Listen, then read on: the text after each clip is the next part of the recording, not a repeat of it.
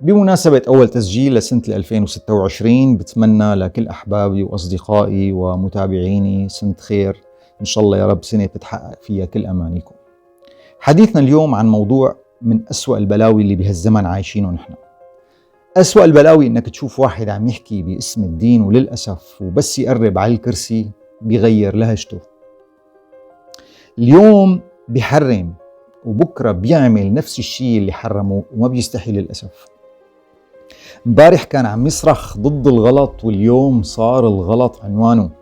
هيك ناس ما خانوا الناس بس خانوا حالهم قبل ما يفضحهم رب العالمين، يلي قال بمحكم تنزيله: كبر مقتا عند الله أن تقولوا ما لا تفعلون. الدين مو سلم لتطلع فيه ولا راية بترميها وقت المصلحة. يلي بيبدل سبحان الله الله ما بيبدل، والحق بيبقى حق ولو ضل حاله. دير بالك تكون من المتلونين، الكرسي بيروح بس الدين باقي. وصلت؟ ودمتم